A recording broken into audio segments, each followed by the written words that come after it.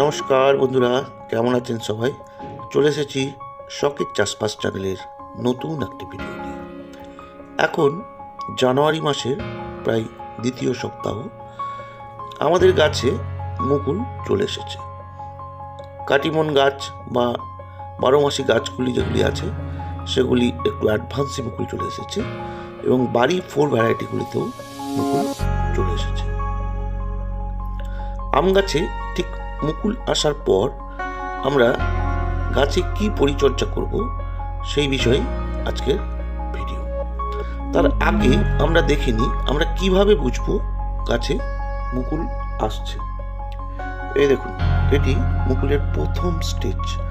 পল্লবের ঠিক মাঝখানে এরকম একটা সবুজ বোটার মতো দেখা যাবে। এটি দ্বিতীয় স্টেজ, আর একটু বড়।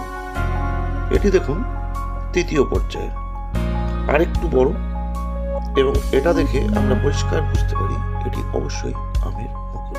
এবং ফাইনালি এটি দেখুন, এটা দেখলেই বুঝতে পারবেন একদম ম্যাচিওর হয়ে গেছে, কিন্তু এখানে ফুলগুলো ফুটেনি।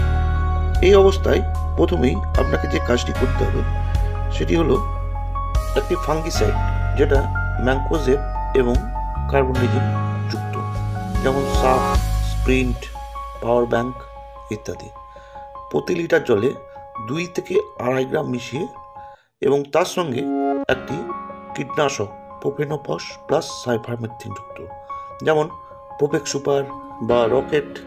ডোজ প্রত্যেক লিটারে 1.5 থেকে 2 ml মিশিয়ে আপনাকে স্প্রে করে দিতে হবে। কারণ এই সময়তে আপনার গাছে নর্মাল ওয়েদারের জন্য প্রচুর শিশির এবং কুয়াশার জন্য ফাঙ্গাস হয় এবং হপার পোকার প্রচণ্ড উপদ্রব হয়। তাই এই মিশ্রণের স্প্রেটি আপনাকে নিয়মিতভাবে 7 থেকে 10 দিনের ব্যবধানে আপনাকে করে যেতে হবে। এর সঙ্গে এই সময়তে মুকুল ম্যাচিওর হওয়ার জন্য গাছে প্রচণ্ড পরিমাণে পুষ্টির দরকার হয়।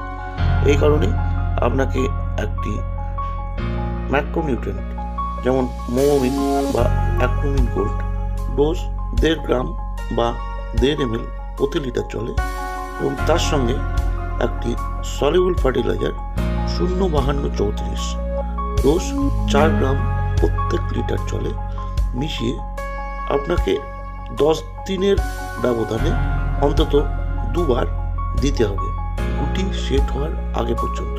3 বার দিলেও অসুবিধা নেই। এই হলো কি করতে হবে সেটা। এবার আপনাকে বলি কি করবেন না।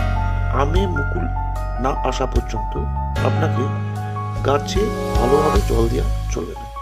আমাদের গাছের গোড়া দেখুন একদম শুকনো। একবার আমে মুকুল আসার পর প্রত্যেক গাছে যখন ভালোভাবে মুকুল চলে আসবে ঠিক তখন থেকে আমরা ভালোভাবে জল দেব। দেখুন আমাদের গাছে 1-2 করে মুকুল আসা শুরু হয়েছে, আমরা অল্প অল্প পরিমাণে জল দিচ্ছি। কিন্তু মুকুল আসার আগে আপনি যদি জল দিয়ে দেন সেক্ষেত্রে মুকুল আর আসবে না, গাছের মধ্যে কচি পাতা বেরিয়ে যাবে। এই দেখুন আমাদের এই গাছটি অ্যাজোলা বেড লিক করে যথেষ্ট পরিমাণে জল পেয়ে যায়, তাই গাছের মধ্যে কচি পাতা বেরিয়ে গেছে। এই অ্যাজোলা কিভাবে তৈরি করতে হয় এই নিয়ে আমার একটি সম্পূর্ণ সেপারেট ভিডিও আছে, আপনি চাইলে সেটি ডেসক্রিপশন বক্সের লিঙ্ক থেকে দেখে নিতে পারবেন। এবং আরেকটি বিষয় হলো এই সময়ে গাছে কোনো সার দেওয়া যাবে না। গাছে মুকুল আসার পর কি সার দেবেন এবং কি করবেন সেই বিষয়ে আমি সেপারেট একটি ভিডিও করব, পরবর্তীকালে আপনি সেটি দেখে নিতে পারেন। আমরা গাছে লাস্ট সার দিয়েছিলাম বর্ষা যাওয়ার পর, অর্থাৎ সেপ্টেম্বর-অক্টোবর মাসে। তারপর থেকে জলে ট্রেস দিতে আরম্ভ করেছি, অর্থাৎ অল্প অল্প করে পুরো শীতকালটা জল দিয়ে গেছি। এবং এই শীতকাল আসার আগে আমরা গাছে কী সার দিয়েছি সেই নিয়ে আমার একটি ভিডিও অলরেডি আমার চ্যানেলে আছে, ডেসক্রিপশন বক্সে লিঙ্ক দেওয়া রইল, প্রয়োজন পড়লে আপনি সেটি দেখে নিতে পারেন। আজ তাহলে এ পর্যন্ত থাক বন্ধুরা, খুব শীঘ্রই আসছি আরেকটি ভিডিও নিয়ে।